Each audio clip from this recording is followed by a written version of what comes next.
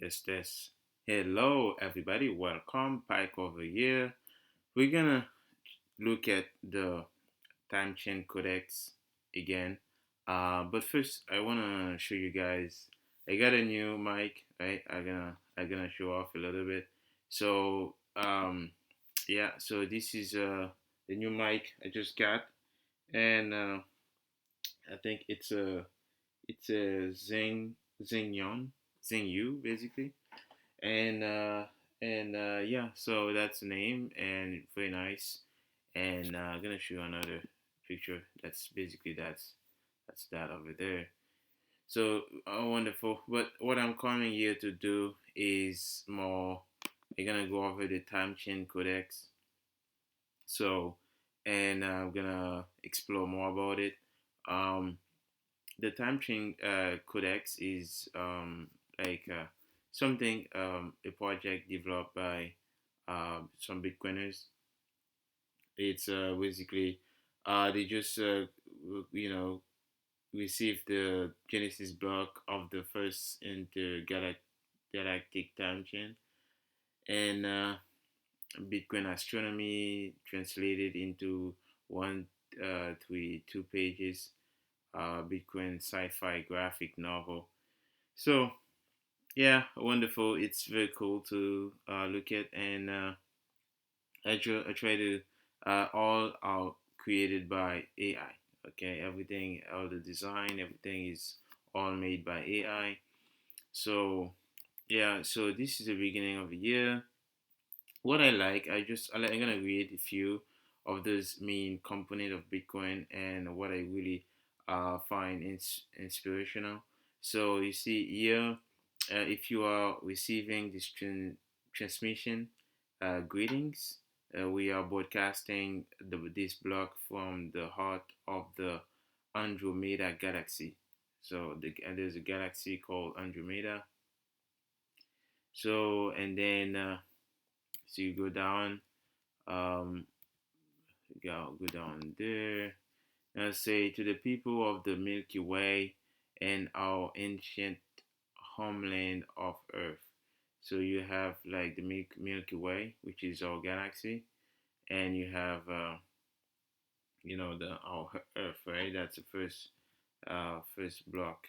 So and then you have on every planet in the nine galaxies, we all still receive blocks from Earth Bitcoin network, and though we cannot mine, we validate the preserve the sacred time chain.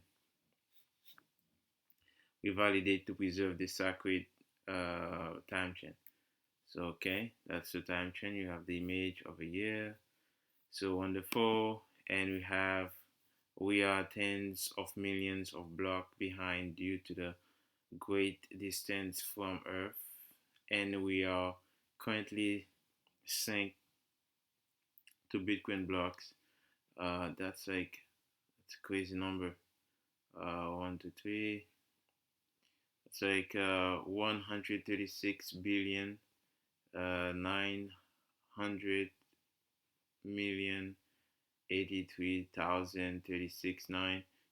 The chain weight is currently 639 639,027 block, right? TB, and contents a complete and true history going back many million years ago. So that's crazy. That's crazy. See, like to send any amount of data to another galaxy would take like millions of years. So yeah, in as you know, Bitcoin has its own time, and that's how it create this this time chain, right? So in order for to solve the global coordination of time problem, Bitcoin has to create its own time machine. So when you see the block height, so people call it block height, it's basically the Bitcoin time machine. So and every 10 minutes and also it's probabilistic. And every 10 minutes you have a new block. So, and the energy putting in for mining, what they call mining is to secure that, to make sure these 10 blocks happen every 10 minutes. So that's that. And you have this over here. If you are a non-human civilization receiving this broadcast, well, before they would maybe a non-human because they are in a different galaxy, maybe aliens, or I don't know. Hello and welcome. This transmission is a history of. So you just go down the history of time, truth, and self-sovereign technology, right? Because we are being working on an intergalactic cash system that's fully peer-to-peer with no trusted third party. The main properties are double spend is prevented with a peer-to-peer network, as you can see over here. No mint or trusted third party. Participants can be pseudonymous, right? Over here, as you can see. And new coins are made from proof of work mining, right? So the new coin, right? In order for you to get sats, right, you have to mine. You have to show proof of work. The difficulty of the proof of work for new coin generation is adjusted according to the network hash rate, right? So the hash rate go up every 2 weeks. You have the adjustment.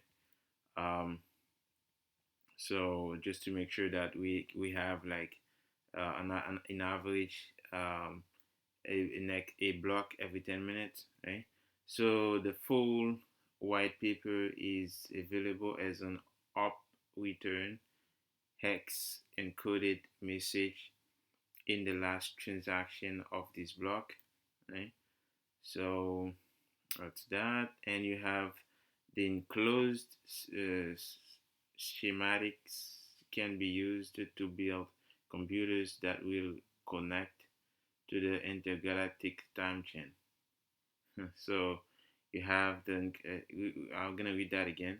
The enclosed schematic can be used to build computers that will connect to the intergalactic the galactic time chain. So wonderful, amazing. So all these are just AI built, AI design. We are including source code you can use to connect to the three primary chain types, the planetary, stellar, and galactic time chains. Okay, yeah, amazing. And we have enclosed laws to maintain harmony across time chains. The first law of Bitcoin astronomy, proof of work mining is not feasible far from the center of hash of time chain. The center from the center of hash of a time chain. Okay. So the second law of Bitcoin astronomy, two blockchains are similar frequently wavelength block time hash horizon cannot overlap. They economically interfere with with each other. Miners and users will inevitably pick one of them. So yeah, and then you go down. You see this. I'm gonna read the last one. Uh, let's say the third law of Bitcoin astronomy or law of hash university. Proof of work time chains such as Bitcoin are universal adaptation among com- communicating technological civilizations. Wow. Uh, each of the three laws are detailed within this codex. Okay, so you have all that intergalactic.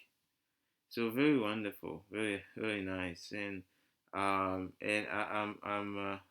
so you have that was the first one, and this is a book 2, right? That's the second one.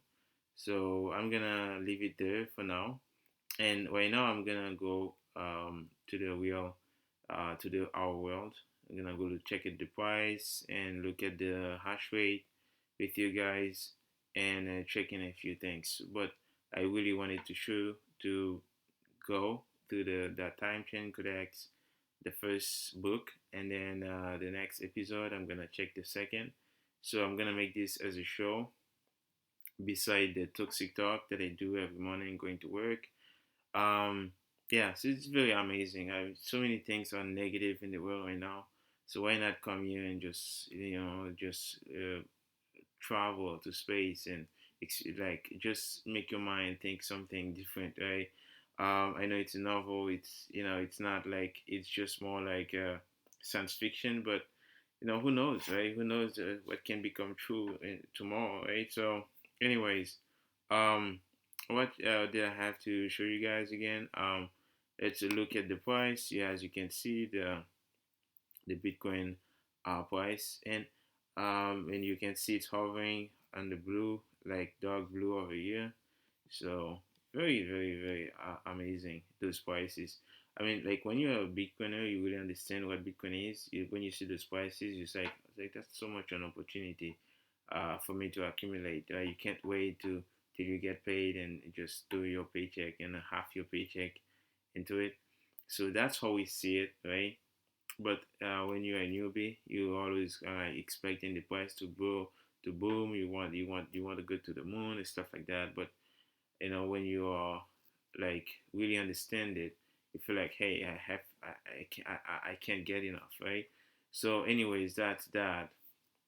And also, I wanted to show you guys the exponential function of Bitcoin price because one thing people not too many people don't understand. It's like if you look at this price, right, over the past year, you'll say, wow, this is dropped like more over 60%, right, over in a year. But when you look at the price over a long period of time, for example, let me zoom a little bit in like this, right? So let's say you was down there, right? That was back in 2013, and you see that price, right? Let's say you from to 2013 and you see the price going up a little bit. It was 1,000. That was the top. 1,000. Yeah, on the top, and then it went down all the way 2014, 15, 16, right? Remember 1,000, right? Now it blew up to this high, like over like 17,000, close to 18,000, right? And you're like, wow, that's a lot, right? Okay. And remember, the first one was 1,000, right? And then you go, got down, and then you keep going, right? Over time, that was 18,000. That was in 2017, right? And then you go, keep going, and then you like, boom, and then on 2019, I think, yeah, and the price went back up to 10,000, right? From 18,000 to 10,000. Okay, and it went all the way down, right? All the way down to 6,000, even lower than that. And then the price just like that, and they explode, boom, to 60, 63, right, thousand. So and like you're asking yourself, wow, what is this, right? Think about it. You come from like 1,000, right, just in 2013, right, and it went all the way to 18, right? That's like I would say, right, 1,000, right? You go to 18,000, right? So that's like 18x, right? And then you from 18,000, right, for a year, and then you went down, right, 3,000, and then you went all the way up, right, to 10,000, right? And from there you explode again, right, to 60. I was like even 64, right? And then you went down, right, and then you explode again, and then you went all the way down again, right? Now we are at 20,000, right? The next explosion, right? Now you could give having a way of seeing where the next explosion gonna be, because it's limited in terms of how many Bitcoin there is, right? You can't create more of it. So when you look at it and you see, hey, this is just everything that's happening on here, these are just noises, because this thing is gonna be worth so much more in the future, right? It's just like there's no comparison. And when you look at the, remember there's a halving, right, as well. So there's halving that happening every 4 years. Every 4 years there's a halving. So you're gonna put this in perspective as well, right? There's a halving every 4 years, right? So every 4 years the halving happen and you see an explosion. So and over time Bitcoin is getting scarcer and scarcer, right? As more and more people are mining. Let's check the hash rate to show you what's happening. Right, so this is the hash rate over here. Okay, the pink color over here is the hash rate. The black is the price. So this is a hash rate over here. You see the hash rate when China banned it, right, last year in June. So the price went all the way down, and then now it's going up. The hash rate, look at that, went all the way up, right? Regardless of the crash we're experiencing, so many people are hashing powers, all the mining equipment, all the miners just pushing energy into the network, right? So, and when you look at over a long period of time, look at this, right? And you see every time you see the hashing power, always the price always try to find a way to reach the hashing power, right? So the hashing power is all the way to the price is all the way to 60, yeah, over 60,000, over 60,000, right? So that's incredible. So yeah, the hashing power is at 65,000 now, right? 65,000. So it's gonna hit it, and it's gonna pass and go blow all of it, right? So you see, the hashing and the price was supposed to be at about 32,000. It blew up all the way to 64,000, right? And it went all the way down again. So again, I'm not worried about the price of the short term. It's more about what's going on over, you know, the long term, right? When you look at like the 10-year yield, right, in treasury bond, like what is that? Well, that's just like how big government fund themselves. Okay, so what's happening right now? There's a panic in the market.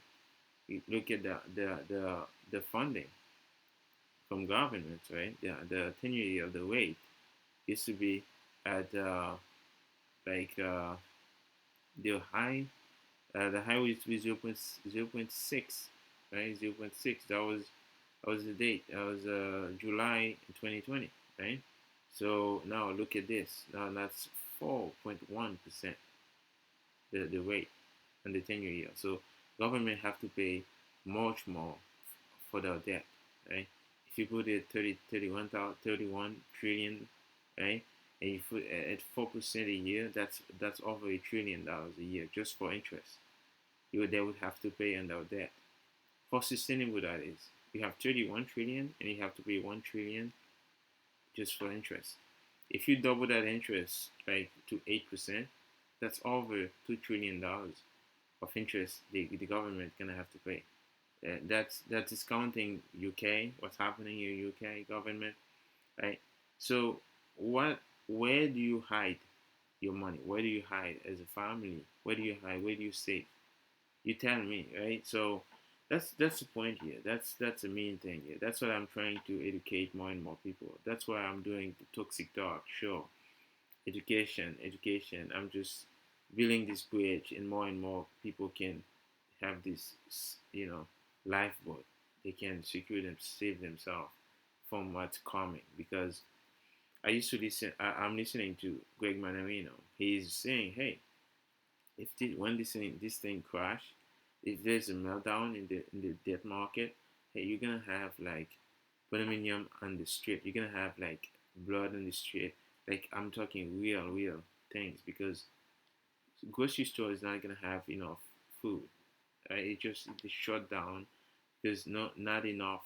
Right? You see what happened in the beginning of the show when they started all this this problem in 2020 when everybody run into stores and get like toilet papers and stuff like that. Same thing. I remember when people take a line to buy a few stuff. Same thing gonna happen, right? Because it's just fact. Human nature never change. So when the debt market, you can't remove take money from your bank account, right? Those institutions, those companies, they can't transact, right? They can't send money back and forth. What do you think is gonna happen, right? So how are they gonna transact? Most of those companies, they don't have like bare cash on hand. So if you can't, the financial system is collapsed. There's no function. Nobody can transact. What do? The only thing that can transact is using Bitcoin or some cryptocurrencies. But these cryptocurrencies, they are based on fiat, right? They're all tracking the fiat price, right? Bitcoin is tracking its own price. That's why you see the time chain, right? It's on its own universe. You see, so that's the credit. Uh, that's the insurance you're getting when you get the Bitcoin. So, anyways, guys, I'm done ranting. I wanna just finish this, and hey, please go to pikeover.com, and there's a lot of useful content, videos, and a lot of education. You can read, listen, so a lot of things over there. And also, if you want to support the podcast and you want to support the website, right? You love what I do. You could just go and donate. Um, and over here, you can find a link over here. Just click on the link button. You can just stream a few sats, right? Just like that, right? So amazing. I love Lightning. And yeah, guys. So yeah, it is what it is. And I just yeah. So this is that I wanted to show you. And what else? I think that's it. Okay. I wanted to show you guys this before I go. Okay, this is the exponential function I was talking about. Look at this. See, that was 2011. This spike in 2013. See the spike 14. Spike. You see? Look at the price over in the right. On the right. Spike again. 2020. See? You see, every time you see the scale drop, so you can expand it to have another explosion. Right? This is how exponential function work. You see? So there's no upside in terms of fiat because fiat doesn't have a bottom, right? So too many people are just, focusing on what's happening in the price, but they don't really like they focus too much on the fiat price. They don't really look at what's happening at the base layer, all the transaction and everything. I'm gonna show you guys like here's my node. Like my Bitcoin node is always running. Like you have this, you have this, right? This is my Bitcoin node. It's always running. It just always connecting to the network, right? So like this is how I find truth, right? That's the only truth for me. I don't listen to the media. I don't listen to anything. I don't care, right? So this is my truth, right? So this is why it's a truth machine, right? Every 10 minutes, in average, it tell me what's going on, what's happening. So, anyways, guys, this was Pie Cover. I will see you again in the next video and TimeChain Codex and explanation everything blockchain, Bitcoin network, what's happening to the Bitcoin network. Okay, guys, I'll see you again. This was Pie Cover. I'll see you again.